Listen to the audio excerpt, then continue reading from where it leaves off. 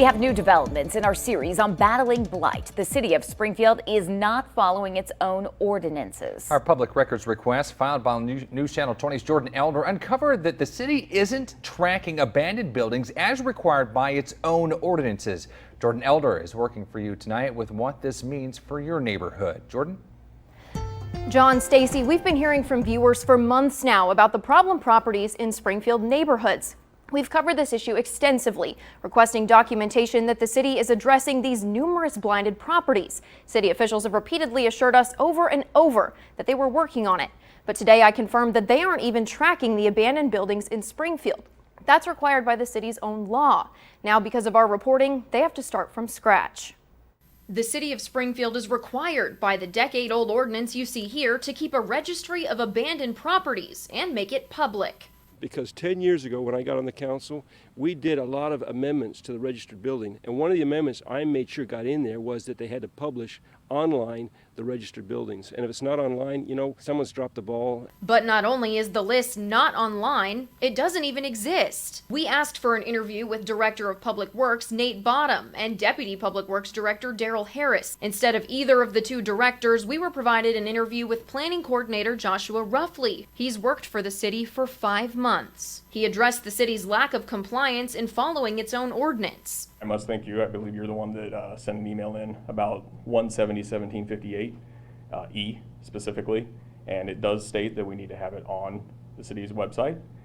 This was actually something I was not aware of personally. He's talking about this public records request I filed to get the registry, trying to see which properties in Springfield may soon be eligible for foreclosure or demolition. The city's FOIA officer extended the request at first, saying Public Works had to compile, quote, quite a bit of information. But this is the response I got. No documents responsive to this request. Ruffley and other city officials confirmed Wednesday that the list doesn't actually exist. We can get the list built, and then we can get that over to communications, and they'll get that posted. So the list is not built at this time? The data is out there. It just needs to be compiled. Alderman McMenamin expressed outrage that the list isn't being kept. Wouldn't that technically be non-compliance with city code? Yeah, it's the city government non-complying with its own ordinance, correct? Ruffley says he doesn't know how long it will take the department to comply or when the abandoned buildings list will be made public. Why did it take my FOIA and our reporting to learn that the city wasn't in compliance with this? I think just too many other things going on at once. You know, sometimes things just have to fall by the wayside that probably don't feel as important. I can't speak to any that were in my place before. Or that are even in the department for that matter. I don't know. City officials are now calling on the mayor, saying more oversight is needed for the department and more transparency is needed for Springfield residents. How are you going to pull for transparency on this issue? Well, I think lots of folks are going to see this TV interview, and I hope it gets their attention, especially those within city government. One of the main goals of the 3-year registry is tracking which property owners need to pay fines for those abandoned buildings. City officials worry that no registry could mean no punishment, meaning Springfield could have lost out on hundreds of thousands of dollars in fines. Live in studio, I'm Jordan Elder. Stacy.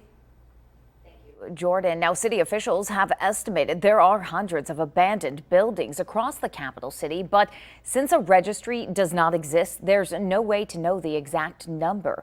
Now, this isn't the first time we've struggled to get information like this from the city. Our reporters repeatedly asked for a list of blighted properties slated for demolition. This was starting back in May, but when we received a list in July, officials told us it was just a, quote, working draft. On the list were properties set to be demolished in 2021 or had already been demolished.